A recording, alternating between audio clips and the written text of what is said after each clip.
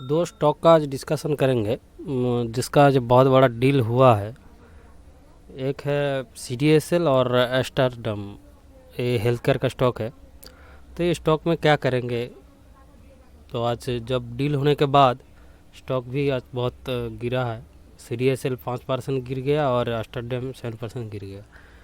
देखो, कोई भी स्टॉक से अगर बिग डील होके प्राइस अगर किसी ने पैसा निकाल रहा है, इसका मतलब क्या है?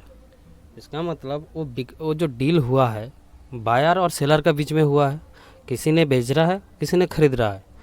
तो जो बेच रहा है उसका कारण और जो खरीद रहा है उसका कारण, दोनों का कारण प्लस जो स्टॉक है उसका ओवरऑल सेंटीमेंट क्या है, उस स्टॉक का फंडामेंटल क्या है, उस स्टॉक का प्राइस स्ट्रक्चर क्या बोल रहा है, ये सब देखने के बाद एक जजमेंट निकालना पड़ता है।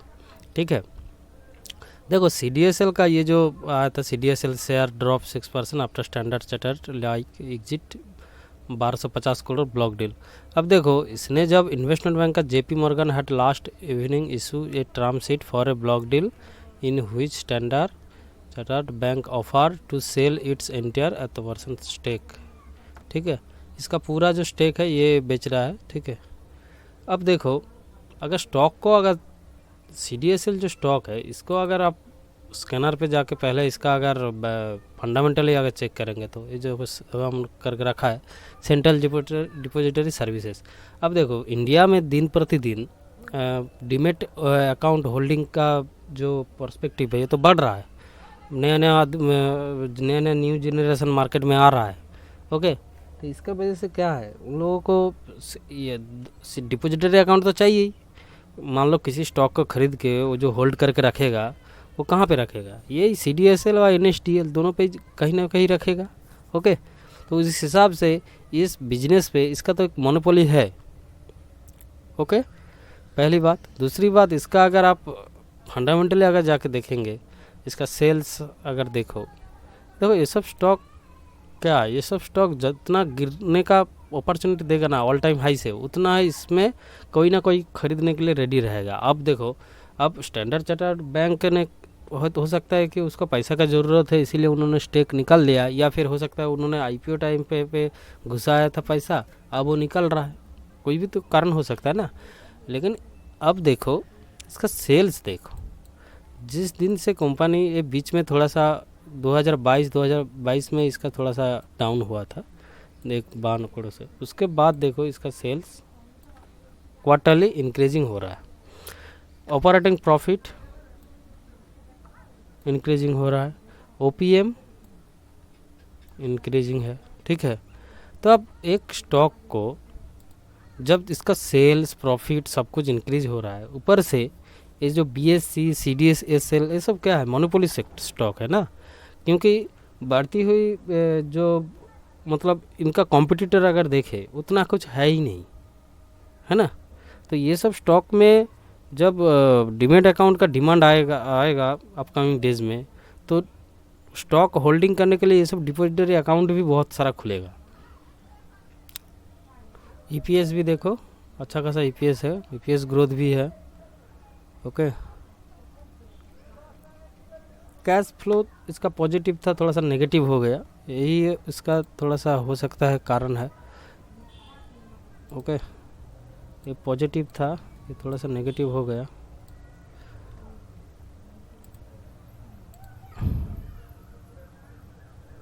ROC पब्लिक का होल्डिंग देखो इसमें ज़्यादा है, सबसे ज़्यादा है। जनरली क्या होता है कि पब्लिक होल्डिंग स्टॉक में थोड़ा सा डर रहता है। लेकिन क्या है कि स्टॉक का जो नेचर है या फिर स्टॉक का अगर बिजनेस देखे, उस बिजनेस पे तो भरोसा है ना।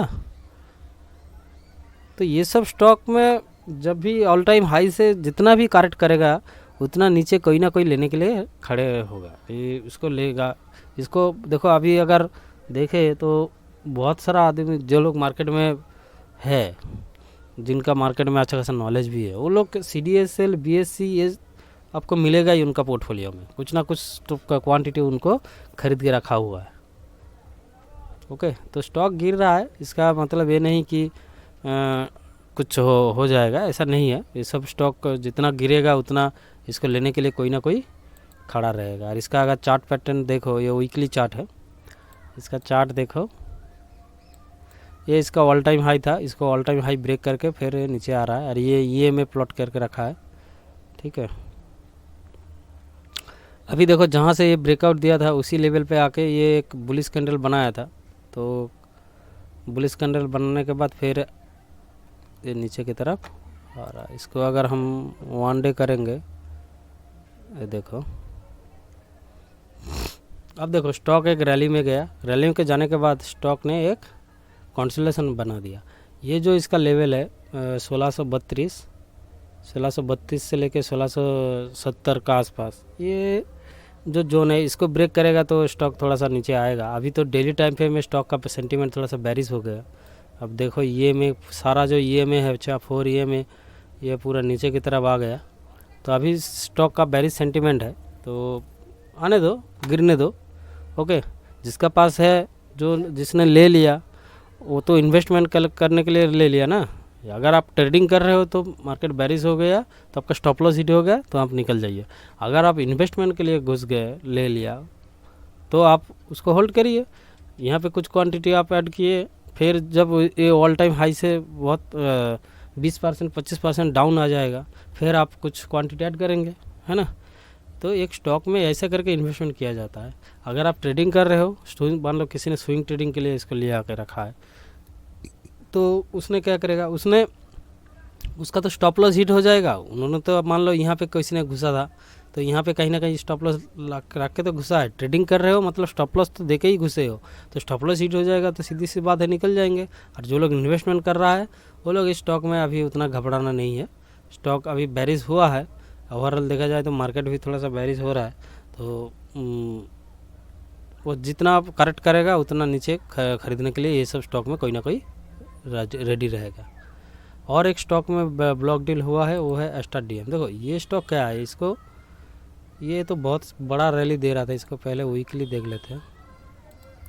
ये सब बहुत बड़ा रैली दे रहा था, तो किसी ने अगर मान लो अच्छा टाइम पे घुसाया है, यही जो ईएम का जो ईएम को अगर देखेंगे ये पीला वाला 200 का ईएम है, तो सॉरी 255 पीरियड का ईएम है। तो इसको अगर ऊपर जब तक है तब तक तो मार्केट चल रहा था, ओके। लेकिन अभी ये क्या है, हमको लग रहा है ओती हो गया। ओती मतलब एक स्टॉक का प्राइस का जो मूवमेंट है वो उसका मीन से अगर ज़्यादा हो जाता है तो वो करेक्ट होने का कोशिश करता है। तो ये करेक्ट होने के लिए आ रहा है। इसका किसी ने अगर निकला है बड़ा पार्टी तो करेक्ट होने के लिए निकल रहा है, जाने दो। अगर इसको भी अगर थोड़ा सा अगर देख लेते हैं, इसका भी एस्टर डीएम हेल्थ केयर,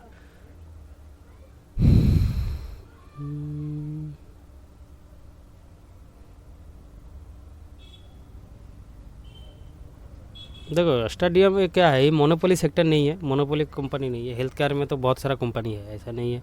लेकिन सीडीएसएल का है, मोनोपोली था, लेकिन ये सब बिजनेस में मोनोपोली नहीं है।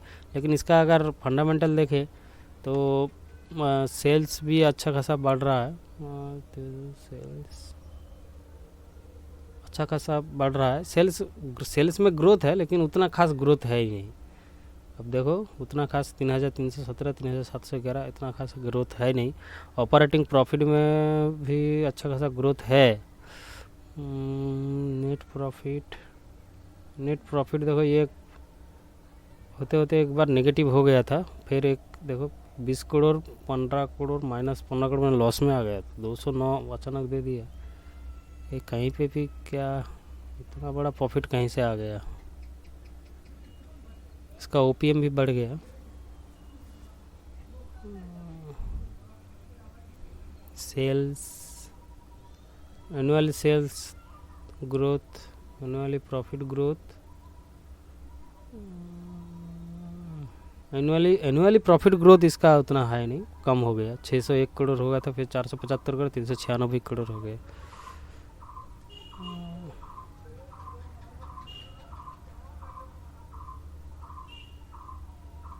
कैश फ्लो तो पॉजिटिव है।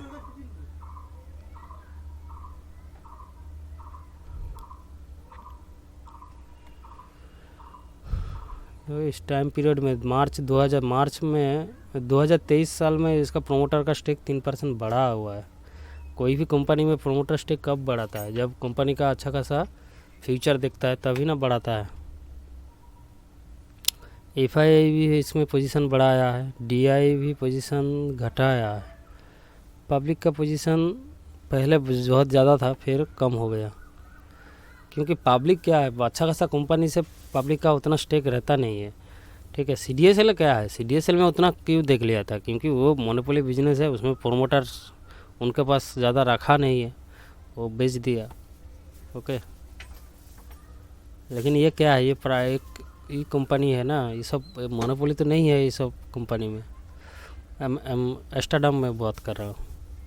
ठीक है, तो ये होती हो गया था, इसीलिए है तो किसी ने बड़ा पार्टी इसमें जो घुसा था वो उसने कुछ पैसा निकालने का कोशिश किया। ठीक है, इसीलिए आ रहा है, तो इसको आने दो, इसमें कोई बड़ी बात नहीं है। अगर आपका इन्वेस्टमेंट गलत जगह में हो गया तो आप तैयार रहिए कि थोड़ा बहुत पैसे नेगेटिव आप देख सकते हो।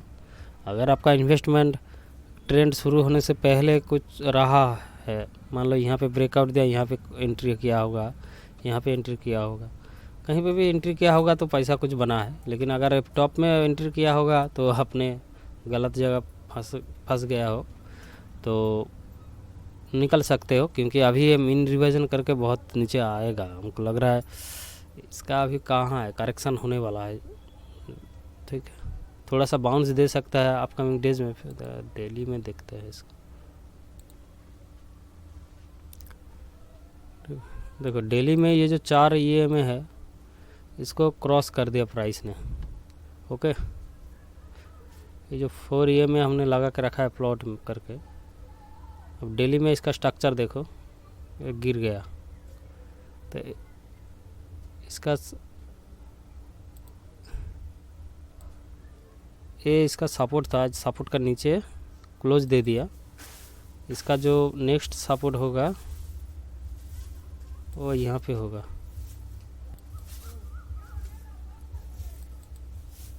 यहाँ पे होगा।